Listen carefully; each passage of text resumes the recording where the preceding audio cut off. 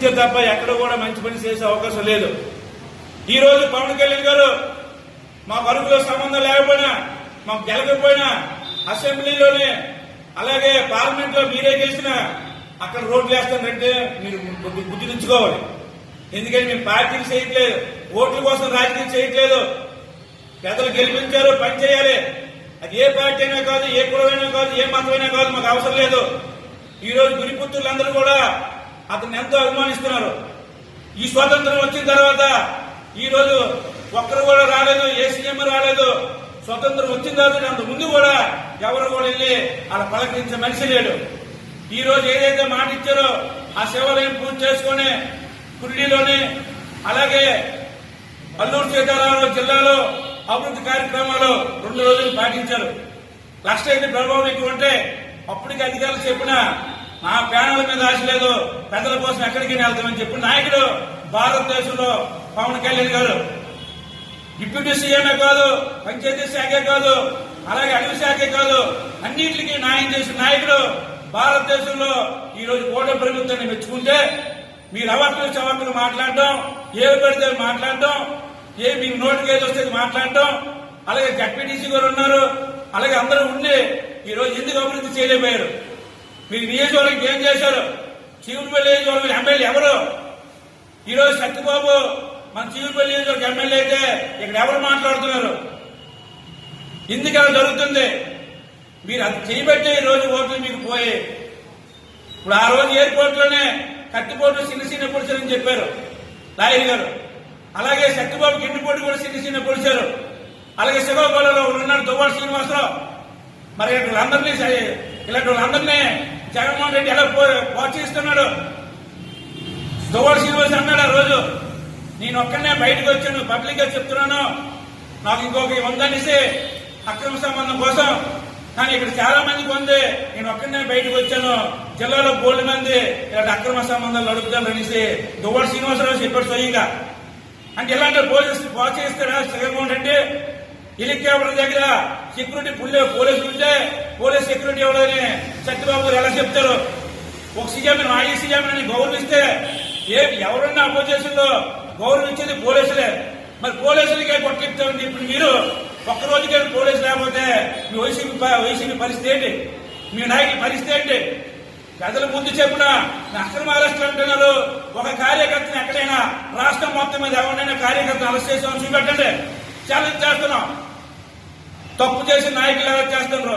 ఈ రోజు టీడీపీ కూడా వైసీపీ విమర్శిస్తే భారతమ్మని అతను కూడా అరెస్ట్ చేశారు. అందరికి ఒకటే నాయకు ఇక్కడ, నీకు నాకు కాదు. రాజ్యాంగంలో ఏది రాసి పెడితే అదేవిధంగా ఈ రోజు కూటమి ప్రభుత్వం వెళ్తుంది. కూటమి ప్రభుత్వం అనడానికి మీకు హక్కు లేదు.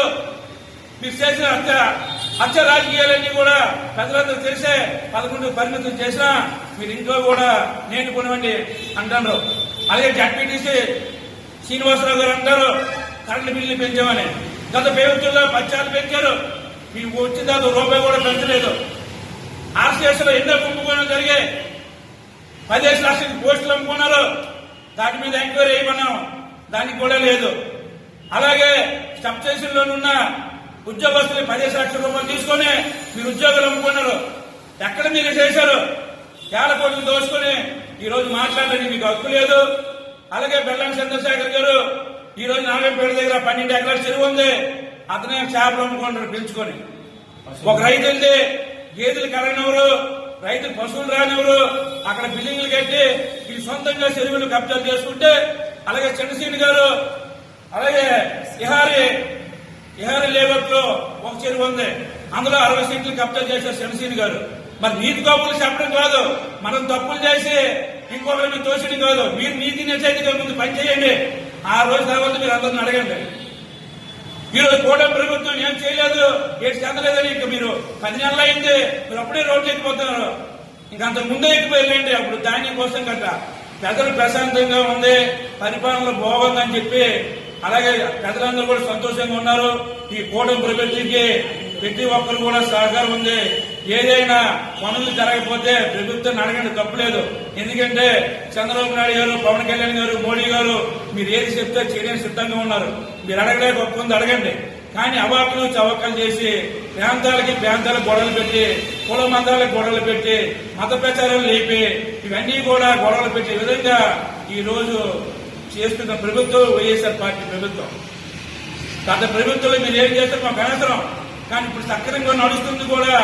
మీరు నడకండా ఎక్కడికక్కడ అడ్డుబాటు వేసి ఈ రోజు కులాల మీద చుచ్చులు పెడుతున్న వైసీపీ నాయకులకు ఒకటే చెప్తున్నాం, మీరు ప్రజల మీద అభిమానం ఉంటే మంచి చెయ్యండి, మంచి చెప్పండి, కానీ గొడవలు పెట్టి ఇలాంటి రక్ష రాజకీయాలు కానీ ఇలాంటి దోపిడీ రాజకీయాలు కానీ మా కూటమి ప్రభుత్వం తెలీదు, ఎవరు చేయరు.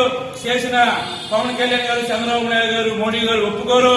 ఎలాంటి పెద్ద వ్యక్తులైనా తప్పు చేసిన వాళ్ళకి శిక్ష పడాలని చెప్పారు. మీడియాలో కూడా ప్రతి ఒక్కరు ఏర్పడితే బూతులు మాట్లాడితే వాళ్ళకు కూడా శిక్షలు ఏమని చెప్పింది కూటమి ప్రభుత్వం. ఇది గుర్తు పెట్టుకోవాలి వైసీపీ నాయకులు. ఇంకొప్పుడు కూడా చౌకబారు పనులు చేయొద్దు.